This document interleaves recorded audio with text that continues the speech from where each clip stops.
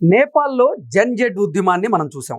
ఇప్పుడు ఆంధ్రప్రదేశ్ ఉప ముఖ్యమంత్రి పవన్ కళ్యాణ్ గారు జన్-జీ ఉద్యమానికి సిద్ధమవుతున్నట్లుగా కొన్ని వార్తలు వస్తూ ఉన్నాయి. ఇంతకీ ఈ జన్-జీ ఉద్యమం ఏంటి? పవన్ కళ్యాణ్ గారు ఈ ఉద్యమానికి ఎందుకు సిద్ధమవుతున్నారు అనేది మనం పూర్తి స్థాయిలో విశ్లేషణ చేసుకుందాం.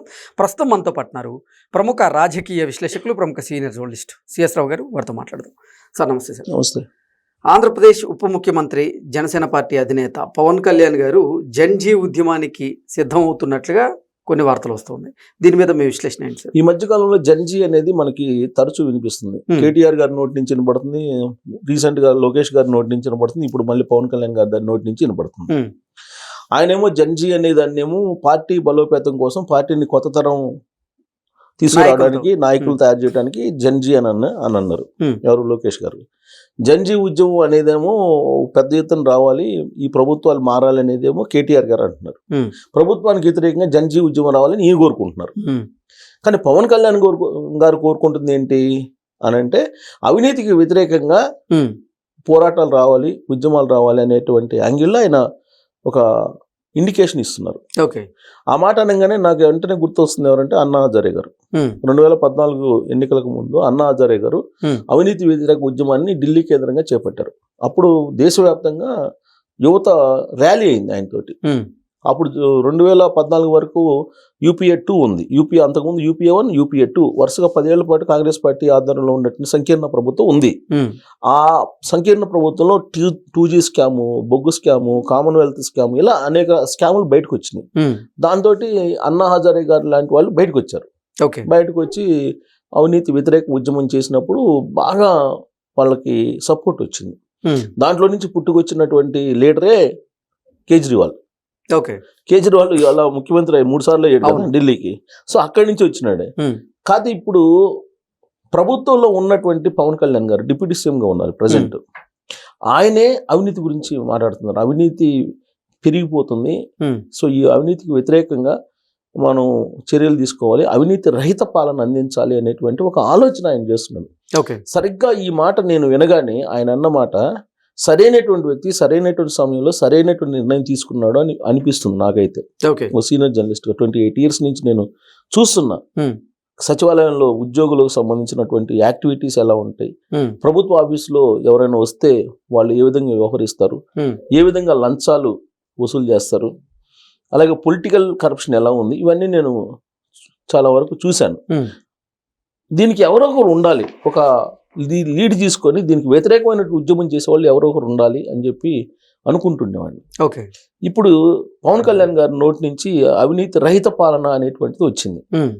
నిజంగా ఆయన గనక ఆ స్టేట్మెంట్ మీద నిలబడి దానికి తగిన విధంగా గనక ఆయన పోరాటం చేస్తారా, లేదంటే అధికారాన్ని ఉపయోగించి దాన్ని అవినీతి రహితంగా అందిస్తాడా పరిపాలనని అనేది ఆయన ఆలోచన. ప్రస్తుతం అధికారంలో ఉన్నారు కాబట్టి ఖచ్చితంగా అధికారాన్ని ఉపయోగించి అవినీతి రహిత పాలన అందించవచ్చు. ఎందుకంటే పవర్లో ఉన్నారు కాబట్టి. పవర్లో లేనప్పుడు ఉద్యమం చేయటం మార్గం.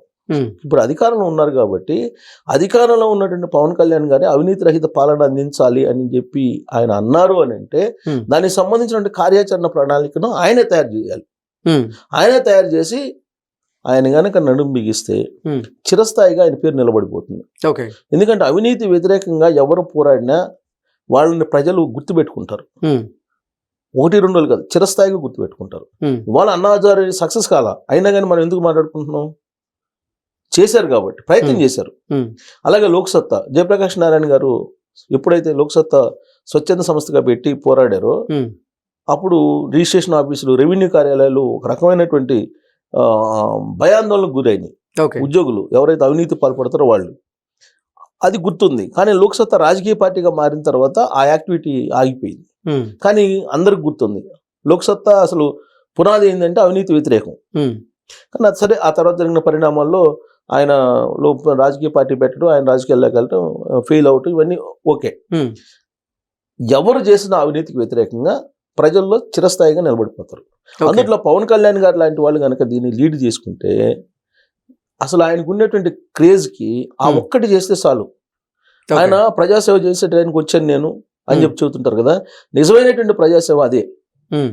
ఆయన కనుక నడుం బిగిస్తే అవినీతి వ్యతిరేకంగా అవినీతి రహిత పాలన చేయాలని చెప్పి ఆయన గనక నిజంగా చిత్తశుద్ధితో అనుకొని కార్యాచరణ ప్రణాళికను తీసుకొని ఆయన గనక ముందుకు కదిలితే ఆయనకు వచ్చేటువంటి క్రేజు ఊహించలేం మనం.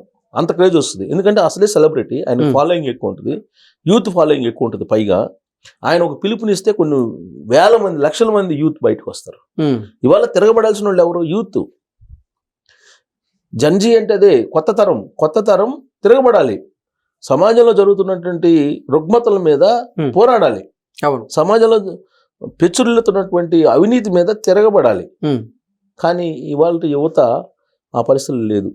అందుకే వాళ్ళని జాగృతం చేయడానికి పవన్ కళ్యాణ్ గారు లాంటి లీడరు అవసరం. కరెక్ట్గా ఏ లీడర్ అయితే ఈ స్లోగన్ని అందుకుంటారో, ఏ లీడర్కి అయితే ఆలోచన రావాలో అదే లీడర్కి ఈ ఆలోచన వచ్చింది ఇప్పుడు. ఆయన నోటి నుంచి సమీక్ష సమావేశంలో ఆ మాట వచ్చిందంటే హ్యాపీ ఫీల్ అయినటువంటి వాళ్ళల్లో నేనైతే ఉన్నా.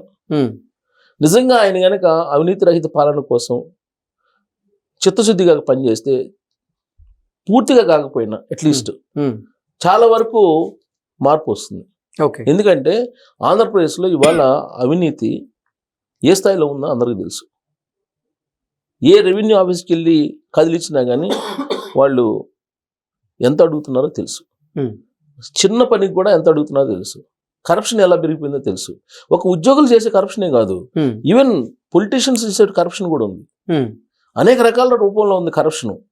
దీని మీద కనుక ఉద్యమం చేస్తే, మహోద్యమం చేయగలిగితే, పవన్ కళ్యాణ్ గారు పవర్లో ఉన్నా లేకపోయినా దేవుడిలాగా కొలుస్తారు ప్రజలు.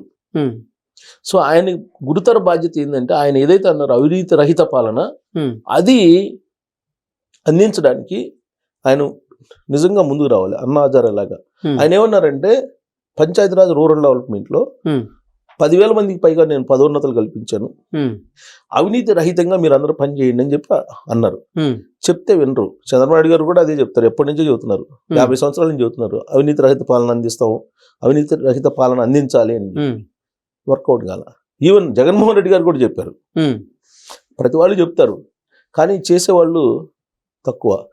ఆ చేసే వాళ్ళల్లో పవన్ కళ్యాణ్ గారు ఉండాలని నేను కోరుకుంటున్నాను. సో ఇప్పుడు రూరల్ డెవలప్మెంట్ పంచాయతీరాజ్ ఉద్యోగులను ఉద్దేశించి అవినీతి రహిత పాలన అందించండి, మీకు పదోన్నతులు కల్పించాము, మీకు అన్ని రకాల సపోర్ట్ చేస్తున్నాము, మీరు ప్రజల్ని డబ్బులు అడగకుండా, మీరు అవినీతి చేయకుండా మీరు పని చేయండి అని చెప్పి ఆయన కోరాడు. కోరటం కాదు, అధికారంలో ఉన్న ఆయన ఆదేశించాలి. పైగా సింపుల్ థింగ్ అండి, అవినీతిని రూపుమాపడం అనేది చాలా సింపుల్ థింగ్. ఏసీబీకి గనక మంచి డీజీని వేసేసి, ఐజీనో డీజీనో వేసేసి ఏసీబీకి దానికి గనక ఫుల్ ఫ్రీడమ్ ఇచ్చేసి, దానికి చిత్తశుద్ధి అన్నటువంటి పోలీసులు గనక అపాయింట్ చేస్తే చాలు. ఇప్పుడు తెలంగాణలో బహుశా అదే జరుగుతుంది. ఈ మధ్య వేటాడుతున్నారు ఏసీబీ. సో ఆంధ్రప్రదేశ్లో కూడా ఏసీబీ వాళ్ళని కనుక ఒక ఏసీబీ వాళ్ళని పకడ్బందీగా చేయగలిగితే చాలు. వరుసగా కనుక బిగ్ షాట్స్ని వేసేస్తే, ఎవరైతే టాప్లో ఉంటారో అవినీతిలో వాళ్ళని వేసేస్తే, అది తెలుసు, లిస్ట్ ఖచ్చితంగా అందరికీ తెలిసే ఉంటుంది. సో తెలిసి వాళ్ళని కనుక రైడ్ చేయగలిగితే అవినీతి చాలా వరకు తగ్గిపోయే అవకాశం ఉంది. సో అది పవన్ కళ్యాణ్ గారు చేయాలని మనం కోరుకుంటున్నాం. ఓకే అండి, థ్యాంక్ యూ.